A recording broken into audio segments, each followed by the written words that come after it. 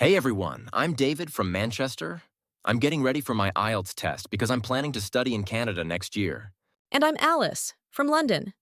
I've just started preparing for IELTS too, and honestly, it already feels harder than I thought.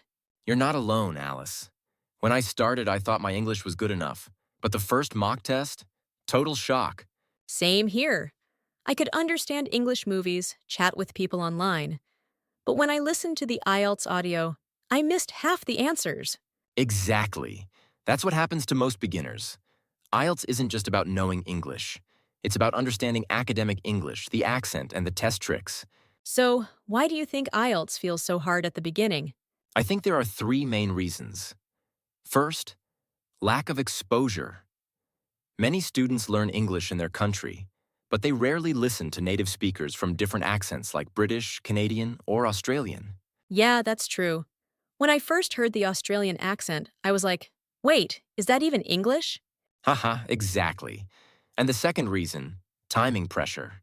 Each section gives you limited time, and beginners often panic when they can't finish on time. Right. I still remember my first writing test. I spent too much time on task 1 and had only 10 minutes left for task 2. Total disaster. That's classic. And the third reason, IELTS isn't about grammar perfection. It's about communication. Some students overthink grammar and forget to sound natural. I used to do that. I'd stop in the middle of a sentence just to think about the perfect tense. Haha, me too.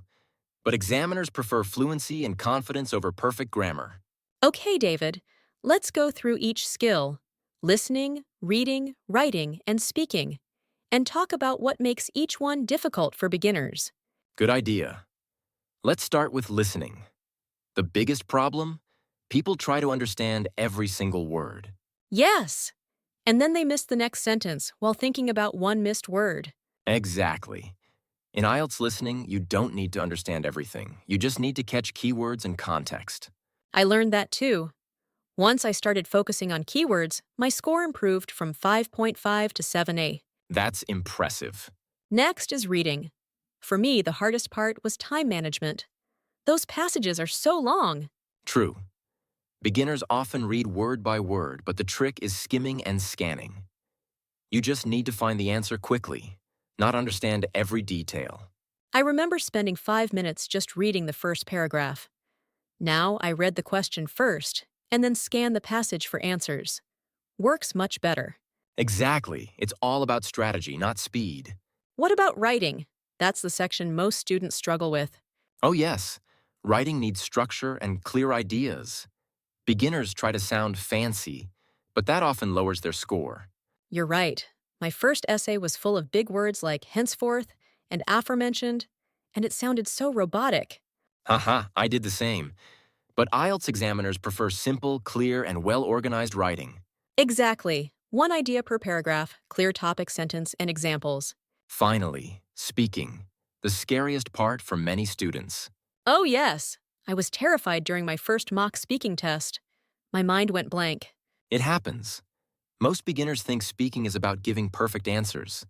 But actually, examiners just want to hear how naturally you can express yourself. So it's okay to pause and think for a second, right? Absolutely. Just don't memorize answers. That sounds unnatural. Instead, use fillers like, well, actually, or that's a good question. Got it.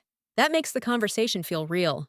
So, David, if you had to give one piece of advice to every IELTS beginner, what would it be?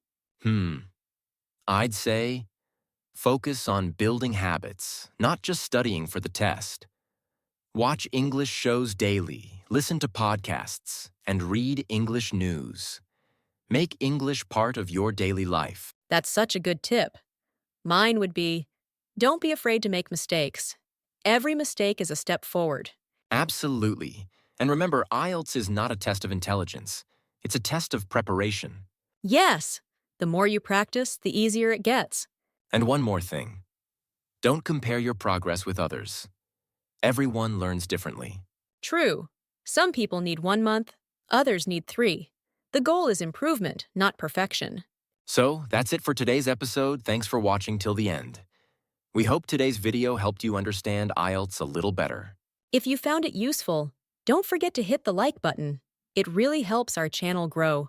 And make sure you subscribe so you don't miss our next lesson on IELTS speaking, listening, and vocabulary practice.